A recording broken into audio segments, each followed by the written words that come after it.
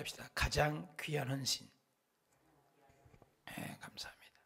가장 귀한 헌신이란 제목입니다. 인생을 살 때 감동을 주고 감동을 받는 것 굉장히 메리트가 있습니다. 여러분, 우리 인생을 살 때 누가 나에게 감동을 주면 어떻습니까?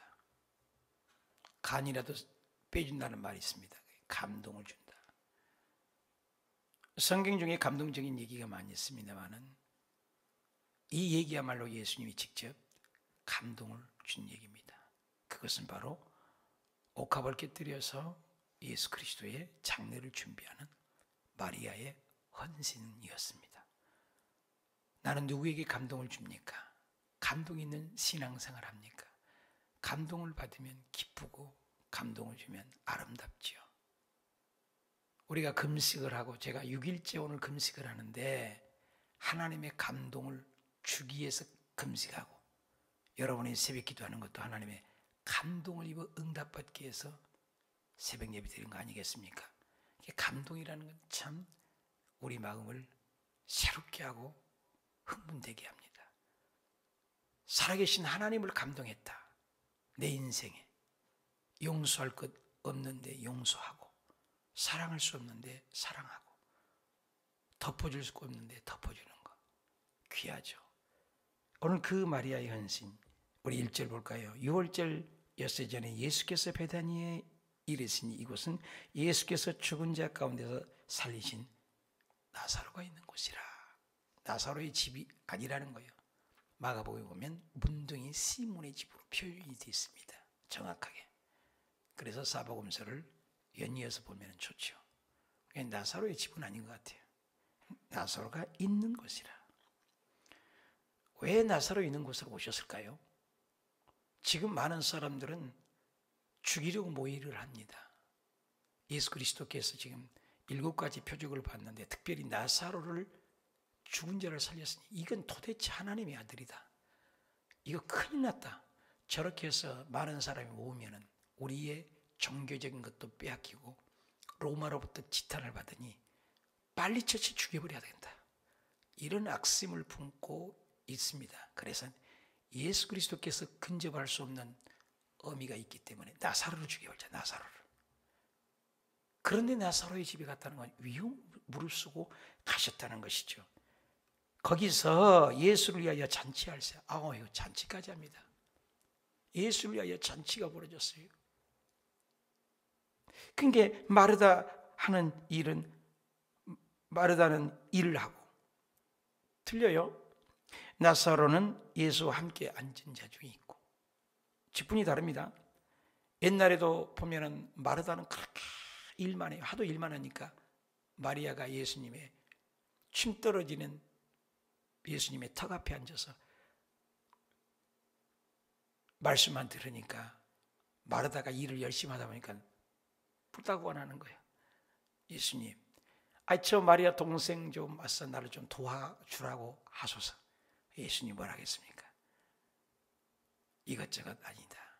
말씀을 듣는 좋은 일을 선택했다. 우리가 분주함으로 하나님의 말씀을 놓칩니다. 주일날 특별히 보면은 헌신하는 건 좋습니다만은 예배 없이 식당에서 일을 하는 분들이 계세요. 그러면 안 되죠. 어떤 분은 심지어는 주일학교 봉사만이 기쁘다고 주일학교 봉사하고 주일 예배를 아예 드리지도 않는 분도 보았습니다. 우리 교회 얘기가 아닙니다. 본질이 뭐냐? 말씀 속에 하나님의 계시를 먹고 하나님의 관계가 먼저인데 엉뚱한 것에 시간을 더 투자하는 사람들이 많다는 것입니다. 그 얘기죠. 그런데 이 마르다는 여지없이 여기서도 일만 합니다. 그리고 나사로는 예수와 함께 앉은 자 중에 있다. 나사로가 제자가 됐습니다. 죽은 자가 살아나서 예수 그리스도의 말씀을 듣습니다. 죄와 연약함과 부족함이 있는 우리를 살려주신 나사로. 어쩌면 내가 나사로가 아닌가. 죽을 수밖에 없는 우리. 나사로도 죽었잖아요. 우리도 죽은 자인데 예수님의 앞에 앉아있는 축복이 우리 온 인류를 상징할 수도 있고 나를 상징할 수도 있다고 봅니다. 에베소서 2장에 보면 죄와 허물로 이미 죽었던 너희가 살아났다. 우리도 죽었던 거거든요. 그 은혜를 일생을 갚아도 못 갚잖아요. 우리도 죽었었거든요. 나사로도 죽었었거든요. 근데 살아났다는 거죠. 어쩌면 우리가 나사로죠. 마리아는 지극히 비싼 향유를, 자, 일이 다 다르죠. 삼형제가. 마르다는 일에 분주합니다. 그나마 나사로는 제자가 되어 말씀을 사모하고 앉아 있습니다. 그런데 마리아는 달라요. 지극히 값비싼 향유 곧 순전한 나드 한 근을 가져다가 예수의 발 앞에 붓고 자기 머리털로 그의 발을 닦으니 향유 냄새가 집에 가득했다. 이야, 대단한 헌신이죠. 순전 나드 한 근을 가져다가 예수의 발 앞에 붓었다. 여기는 예수의 발 앞에 부었고 머리털로 잡았다는 건 머리털로 씻었다는 것인데, 마가복음에 오는 거 보면은 머리 위에 부었다겠어요. 똑같은 겁니다. 틀린 게 아니야. 머리 위로 부니까 온몸에서 발밑에까지 적시도록 부었습니다. 그리고 깨뜨렸다는 것입니다. 향유는 일평생의 유대인의 문화를 보면은 향유는 비싸니까 모아서 결혼 지참금으로 모아서 결혼 때 되면 그것을 갖다 팔아서 결혼하는 것입니다. 그러면 얼마나 내 평생의 피와 땀과 수고와 헌신이 연립된 그것을 가장 귀한 1호를 예수님께 따라드렸다. 그것은 좀 남겼다는 거예요. 뚜껑을 다시 닫으면 되니까. 호리병처럼 생겼거든요. 향이 날아갈까 봐 이렇게 호리병이잖아요. 목은 조그만하고 밑에는 항아리처럼 넓은 거. 그러니 이것을 목을 확 깨뜨려 버렸다는 것은 싹 다 부어버렸다. 모조리 부었다. 왕창 부었다. 전부 부었다. 완전히 온전히 헌신했다는 말씀이죠. 예수님을 사랑하게 우리가 조금 헌신, 많이 헌신 있지 않습니까? 그러니 이 마리아가 예수님을 감동을 줍니다. 그래 제자 중 하나는 예수를 잡아 줄 가론유다가 말을 했습니다. 뭐라고 말을 합니까? 보는 시각이 달려요. 여러분, 예수님은 나사로를 살렸습니다. 근데 어떤 유대인들은 죽이려고 해요. 그걸로. 어떤 유대인들은 예수께로 돌아와요. 10명이 정탐꾼 왔는데 긍정이 보고가 있고요, 부정이 보고가 있어요. 여러분 앞에 가정에, 집에, 사업장에 어떤 사건이 있습니까? 그걸 긍정으로 보는 사람이 있습니다. 비 온 뒤에 땅을 굳어질 거야. 좋은 거로 보는 사람은 하나님의 사람이에요. 긍정으로 보지 않고 부정으로 보는 건 100% 사탄의 일입니다. 좋을 일이 없어요. 그걸 자꾸 부정적으로 봐요. 우리는 본디 약해서 죄인입니다. 죄인이기 때문에 죄를 지어요. 죄 지었기 때문에 죄인이에요. 잘 판단해야 돼요. 죄 지었기 때문에 죄인이 아니에요. 아담이 죄 지을 줄 예수님이 하나님께서 모르셨겠어요? 가인이 죄 지을 줄 몰랐겠어요? 모세가 죄 지을 줄 몰랐겠어요? 다윗이 죄 지을 줄 몰랐겠어요? 그것이 하나님의 그 연약함이 있지만 구속사로 흐르는 것이 성경이지, 우리가 의로 가지고 천국 갈 사람은 한 명도 없다고 했습니다. 똑같이 나사로를 살렸는데 긍정의 보고를 보는 사람이 부정의 보는 사람이 있는가 하면, 여기 지금 좋은 일 있잖아요. 제가 어저께도 있지만 엘림 성전에 있었던 얘기를 했지만, 내 평생에 괌이나 베트남이나 또 여기서나 어디서나 좋은 일을 해도 부정으로 보는 사람이 있을 수 있어요. 제가 6일째 금식을 하는데 이걸 또 부정적으로 보는 사람도 있을 수 있어요. 내가 금식을 하니까 어떤 분은 와가지고 운동하러 가다가 와서 기도하고, 목사님 금식해서 그래도 얼굴이라도 들여다보러 왔습니다. 보내신 뒤에 뒤통수를 보고 혼자 울었어요. 야, 저런 분 한 분 있으면 됐다. 금식을 한다 하니까 새벽 예배를 끝나고 와가지고, 목사님 기도 중에 웬만하면 우리가 십시일반 나눠서 목사님 혼자 짐 다 지려고 하지 말고 나눠서 지면 어떻습니까? 보내놓고 혼자 울었어요. 어떤 분은 운동하다가 내 방에 들어와가지고 목사님 방에 불 켜져서 와서 퇴하라도 좀 해주고 싶어서 왔습니다. 보내놓고 울었어요. 야, 나 혼자가 아니구나. 이게 그리스도의 지체이구나 라는 생각을 해서, 야, 금식도 힘이 난다. 내 머리털하고 사역을 하면서 온전 금식한 것은 처음입니다. 또 하나님 힘 주셔서 주의 은혜 가운데 오늘 6일째인데 내가 소원했어요. 하나님 힘 주실 때까지 하겠습니다. 결론은 없습니다. 내가 죽든지 하나님 일하시든지. 돈 7억 가지고 집을 파니 많이 집안 싸움 나고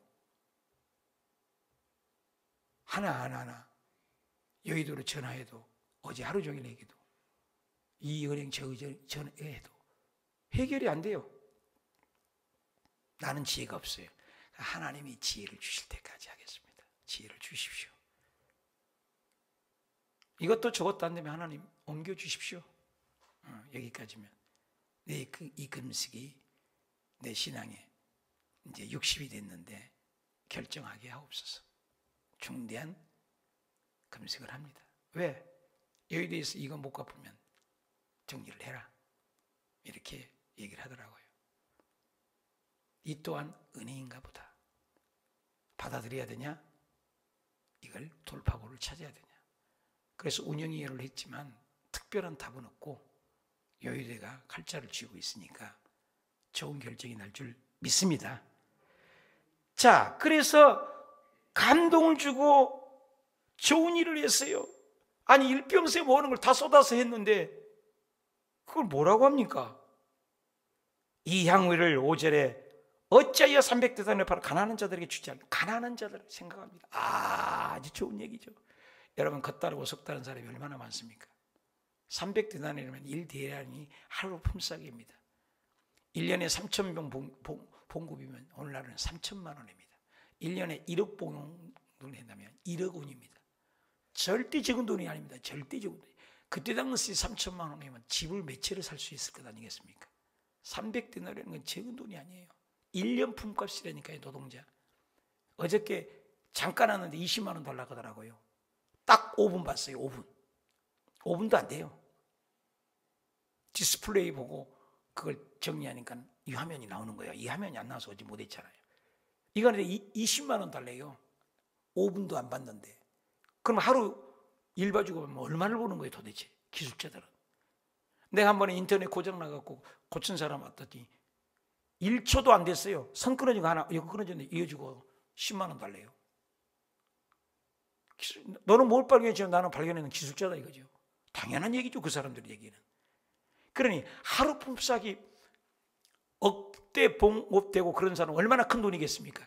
근데 그 1년 100단위로 그랬으면 가난한 자들에게 도와주자. 좋은 얘기죠. 근데 6절의 설명이 이렇게 말하면 가난한 자들을 생각하면 아니에요. 거짓말이에요. 돈계를 맡은 가론유다이기 때문에 돈이 많이 들어와야 그걸 착복으로 감추고 이렇게 말한 것은 자기의 꼼꼼히 속이 있다는 것입니다. 오늘 뭐 LH니 뭐니 그 공무원들인데도 돈을 어떻게 했다고 복잡하잖아요. 그냥 땅을 사놓고 자기들이 정보 알아가지고 그렇잖아요. 그런 돈계라 돈을 맡고 넣는 것을 훔쳐가미라. 도둑놈이죠. 도둑질하려고 돈이 많이 들어야 된다. 꼼꼼히 속이 다른 거죠. 나는 봉사하는데 나는 헌신하는데 진짜 진정성이 있는가 그렇지 않는가 우리는 한번 생각해 보아야죠. 7절 볼까요? 예수께서 이르시되 그를 가만두어라 나의 장래를 위한 것이라. 자, 이 초점을요 많은 사람들은 이 본문을 가지고 많은 설교를 해요. 맞죠? 마리아의 감동, 마리아의 헌신 뭐 이런 것 설교 우리가 얼마나 많아요. 그리고 향기 나는 신앙을 해라 뭐 이런 설교 얼마든지 할 수 있습니다. 그런데 중요한 것은 인간적인 구구한 그런 해석보다는 예수 그리스도께서 예수 그리스도께서 어떻게 해석하느냐 나는 이게 중요하다고 봅니다. 저와 여러분이 아무리 지지고 볶고 해도 주님이 뭐라고 하시냐. 오늘날 많은 사람들이 자기의 고정관념 틀에 묶여서 자기 생각 가지고 신앙생활하는 사람, 자기의 마음대로 생각하는 사람이 너무 많습니다. 감동도 중요하고 순종도 중요하고 향기도 중요하고 여기 본문을 얼마든지 끌어내릴 수 있습니다. 그런데 예수님이 어떻게 생각했습니까? 예수님이 그것을 가만두어라 나의 장래를 위한 것이다. 나 죽을 걸 알고 마리아는 영성이 있다. 영이 깨어있다. 어떤 사람 기도하는데 아픈 데를 알고 상처를 알고 치료해 준 사람이죠. 가난한 자들은 항상 너희와 함께 있거니와 나는 항상 있지 아니하리라. 거짓말로 가난한 자를 돕는 것이고 또 가난한 자들은 너희와 있다. 지금 그러면 예수님께서 가난한 자를 안 도와줬습니까? 창세기부터 요한계시록까지 하나님은 가난하고 고아와 어려운 자를 위한 관심이 많고, 예수님이 이 땅에 계실 때도 가난한 자들을 찾아갔고 나사로 집에도 가난하게 찾아갔고 가난하고 헐벗고 죄인 엉뚱한 사람하고 늘 가까이 계셨지, 예수님 가난한 자를 무시하는 것 아닙니다. 근데 지금은 6일 후에 죽습니다. 일주일에 죽어요. 내가 일주일에 죽는다고 하면 뭐 하겠습니까? 여러분이 일주일 후에 죽는다고 하면 뭐 하겠습니까? 가난한 자를 구제하기 위해서 달려다니겠습니까? 내 인생을 정리하고 그러겠습니까? 장례를 준비하겠습니까? 어저께 텔레비전 김동호 목사님이라고 그 임파선이 아닌가 오셨는지 목에 이렇게 해가지고 목소리도 잘 안 나는데 하신데 훌륭한 분인데 뭐라고 하냐면은 나는 일평생을 내로기를 준비했다, 은퇴를 준비했다, 그런 말씀을 하시더라고요. 내 정성진 목사님도 보면은 은퇴를 준비하셨다고 그래요. 은퇴를. 나도 나 이럴 때를 지금도 준비하고 있거든요. 10년 후에, 15년 후에 75세까지 한다는데 어떻게 하지? 고민을 합니다. 은퇴를 준비한다. 예수님도 이 마지막을 준비하는 건 불과 6일입니다. 6년이 아니에요. 60년이 아닙니다. 근데 그걸 알고 아무도 모릅니다. 잔치를 벌어졌습니다. 그런데 예수 그리스도께서 하는 말은 장례를 준비한 사람은 마리아밖에 없다. 이게 감동입니다. 이게 감동입니다. 가난한 자들은 항상 너희와 함께 있다는 거예요. 그러나 나는 너와 있지 않아. 지금 떠나버려. 물론 영어로 함께 있죠. 그 말을 하시는 거죠. 유대인들이 큰 무리가 예수께서 여기 계신 줄 알고 오니 이는 예수만 보기 위함이 아니라 죽은 나사로를 살리신 나사로도 보기 위함이라. 예수님 보러 왔습니다. 오늘 우리 누구 보러 다닙니까? 교회? 정영식 목사 통해서 누구를 봅니까? 예수 그리스도를 바라보는 거죠. 나사로를 보러 왔습니다. 왜? 나사로를 때문에 많은 사람이 인간으로서 할 수 없는 일이라는 나사로를 보려고 왔습니다. 대제사장들이 나사로까지 죽이래. 그럼 나사로 저걸 없애버리면 될 거 아니냐? 예수 죽이려고 하니까 예수 너무나 죽이기가 힘드니까 대제사장들이 나사로를 죽여버리자. 나사로를 죽이면 끝장이잖아. 그런데 나사로 죽을 것을 알고 예수님께서 6일 후에 죽으신 거예요. 여러분, 나사로가 누구라겠어요? 온 인류일 수 있고 우리 자신일 수 있습니다. 죽었던 우리를 살렸잖아요. 허물과 죄와 죽었던 우리 아니에요? 죽을 수밖에 없는 우리였어요. 지옥 갈 수밖에 없는 우리였는데 예수님 때문에 산 거잖아요. 그것처럼 나사로를 죽이려고 하는 거 알고 예수님이 빨리 죽으신 거예요. 놀라운 일이죠. 대제사장이 나사로를 죽으려 이 나사로 때문에 많은 유대인들이 가서 예수를 믿음이라라. 어떻게든지 못 믿게 하는 것이 누굽니까? 사탄입니다. 어떻게 하든지 못 믿게 해요. 그 이튿날에는 명절에 온 무리가 예수께서 예루살렘으로 오신다는 것을 듣고 종려나무를 가지고 맞으러 나가 외치니 호산나 찬송이다. 주의 이름으로 오시는 이 곧 이스라엘 왕이시여. 여기 두 가지가 오버랩됩니다. 한쪽에서는 예수 그리스도를 죽이려고 하고 나사로를 죽이려고 모의를 하고 작당을 합니다. 한쪽에서는 예수 그리스도의 장례를 준비하고 감동을 주며 호산나 하면서 예수님이 왕이라고 합니까? 진정한 왕은 나는 누굽니까? 예수 그리스도를 이거 진정한 왕으로 그들이 했을까요? 동방박사가 황금 유황 모략을 드린 것처럼 귀한 것 드린 것처럼 이에 두어서 사명도 있고 감동도 주었지만 예수 그리스도로 오신 것을 감사를 했지만 여기 찬양을 했지만 한쪽은 죽이려고 두 가지가 사건이 겹치기가 됩니다. 우리 인생에 호사다모라고 좋은 일이 있으면 나쁜 일이 있습니다. 그런 것이 오버랩되는 거죠. 14절 예수는 한 어린 나귀를 탔으니 큰 나귀도 아닙니다. 보잘것없는 나귀입니다. 근데 이 나귀 한 마리 새끼도 늘 얘기하지만 종려주려 하지만 예언이 되어 있다는데 짐승 새끼 한 마리도 예언이 되어 있는데 저와 여러분 이 세상에 한 점으로 왔다 가는 인생일까요? 먹다 죽은 인생일까요? 무엇을 위해 살다 가야 할까요? 이 기록은 시온에 따라 두려워하지 말라 보라 너희 왕이 예수님이 왕으로 보죠. 나귀 새끼를 타고 오신다함을 같더라. 어미도 아니고 새끼를 타는 겸손함. 제자들은 처음에 이 일을 깨닫지 못했어요. 왜 나귀를 타시지? 말을 안 타시고. 근데 십자가 죽으시고 부활한 다음에 말씀해 보니까 이 말씀이니까 뒤늦게 깨달은 진리도 얼마든지 있습니다. 사건이 터지고 문제가 터져서 깨닫습니다. 예수께서 영광을 얻으신 후에야 이것이 예수께 대하여 기록한 것임을, 사람들이 예수께서 이같이 한 것임을 생각이 났더라. 그 생각조차도 remember, 하나님이 생각해야 돼요. We think. 그 생각도 주님. 우리가 기도하다가 하나님의 생각을 주신 것 감사하죠. 제가 금식하면서 이 생각 저 생각 많이 하죠. 하나님 좋은 생각을 주시옵소서. 예수 그리스도의 지혜의 생각을 주시옵소서. 이 어려움을 어떻게 극복합니까? 내가 여러분에게 기도 부탁을 하고 하는 것은 지혜를 좀 주십시오. 치력을 해결할 좋은 지혜, 성도들이 힘을 모아 함께하는 지혜, 목사 혼자만 고민하는 지혜가 아니라 여러분이 좋은 지혜를 있으면 지혜를 주십시오. 돈 많은 사람인 치력이 아무것도 아닐 수 있지만 저 같은 경우는 어렵습니다.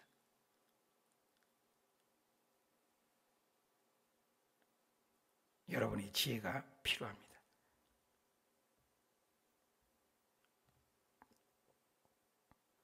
17절입니다. 나사로를 무덤에서 불러내어 죽은 자 가운데서 살리신 때에 함께 있던 무리가 증언하니라. 무리로 계속 나오죠. 이 무리가 나중에는 예수님을 죽이려는 무리로 바뀌는 거예요. 그래서 늘 그런 책도 났어요. 우리의 믿음은 군중입니까? 제자입니까? 무리입니까? 제자입니까? 누가 좋다? 누가 보였다? 줏대 없고 회색지대에 살아. 금방 이랬다가 금방 저랬다가. 우리 마음이 갈 때 같지 않습니까? 근데 말씀의 기준이 있으면 오뚜기처럼 어떤 흔들림이 있을지라도 말씀의 중심에 서 있는 것. 우리 교회는 말씀의 교회잖아요. 어저께 어떤 분을 만났는데 나는 설교 중에 89절에서 109절을 사용한다니까 입을 떡 벌리더라고요. 어떤 목사님은 설교 중에 말씀을 한 구절도 이용 안 한 분이 있고 서너 구절 이용한 분도 봤는데 나는 말씀으로 하기를 원합니다. 말씀.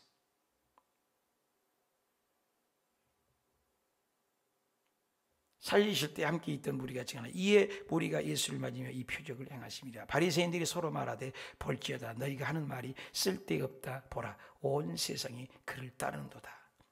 이와 같이 생사 열탈권이 가지고 있는 분이 예수 그리스도가 왕인데, 진정한 왕인데 나는 진정한 왕으로 예수님을 준비한가? 예수님이 장례를 준비한 것처럼 우리가 겸손함으로 누가 뭐라 해도 예수 그리스도의 칭찬받도록 사는가? 마리아는 예수님의 칭찬받기 위해서 하신 거예요. 사람 보지 않았습니다. 얼마나 마리아를 모독하고 주변에서 손가락질하고. 나는 예수님께 부을 향유와 깨뜨릴 옥합은 무엇입니까? 우리의 신앙을 점검해본 귀한 본문입니다. 오늘도 하나님을 감동해 줄 수 있는 신앙, 예수 그리스도의 칭찬, 예수님의 중심으로 헌신하는 신앙, 예수 그리스도만의 진정한 왕으로 끝까지 무리가 아닌 제자가 되는 이런 신앙이 되시길 축복합니다.